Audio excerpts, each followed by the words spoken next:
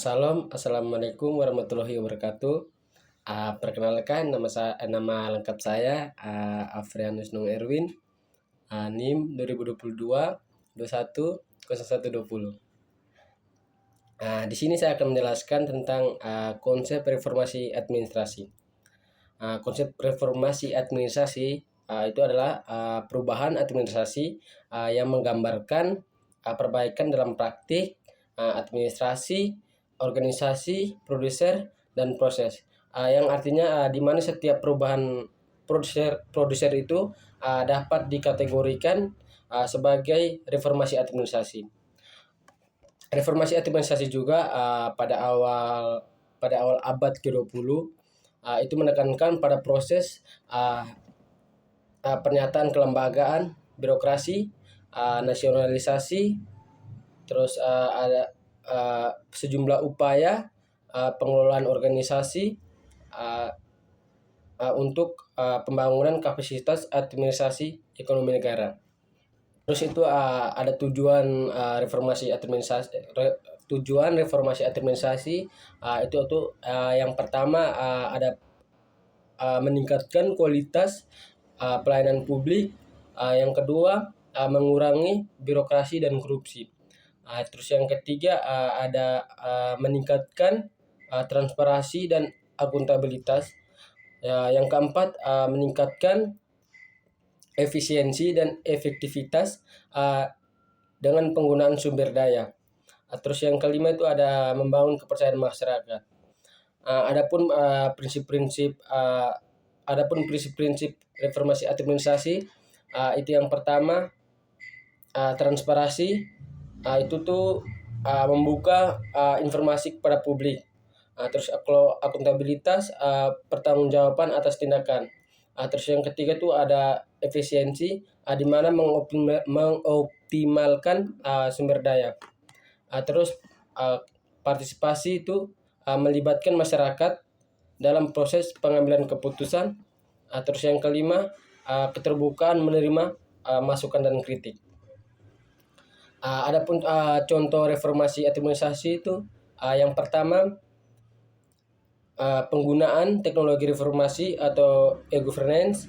Yang kedua pengembangan sistem pelayanan online. Yang ketiga pembenahan struktur organisasi. Yang keempat pengembangan kapasitas pegawai. Yang kelima peningkatan transparansi keuangan. Manfaat-manfaatnya adalah yang pertama pelayanan publik cepat dan efisien. Terus itu ada pengurangan korupsi dan penyalahgunaan kekuasaan. Terus itu peningkatan kepercayaan masyarakat. Yang keempat penghematan biaya dan sumber daya. Terus yang kelima peningkatan kualitas hidup masyarakat. Adapun contoh-contoh di Indonesia, contoh konsep reformasi administrasi. Yang pertama contohnya tuh satu KTP elektronik.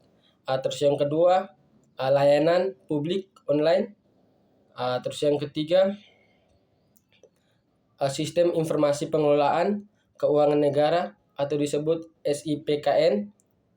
Terus yang keempat pengembangan zona integritas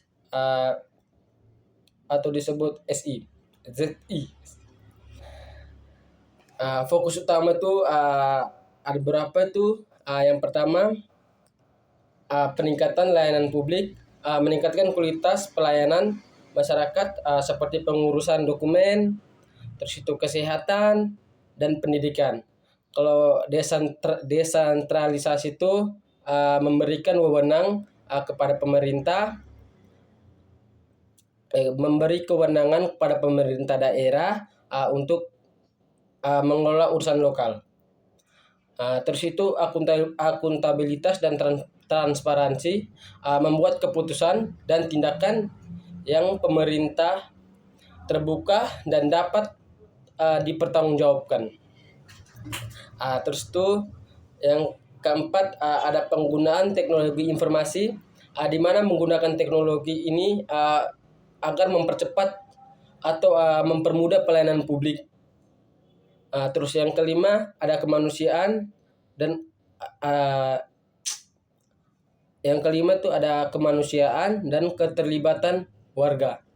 Itu maksudnya itu melibatkan masyarakat dalam proses atau agar mereka ya ikut partisipasi pengambilan keputusan dan meningkatkan kesadaran sosial. Terus yang keenam ada peningkatan efisiensi dan efektivitas, di mana mengoptimalkan sumber daya dan mengurangi birokrasi. Adapun manfaatnya, di sini saya ambil ada 5 manfaat.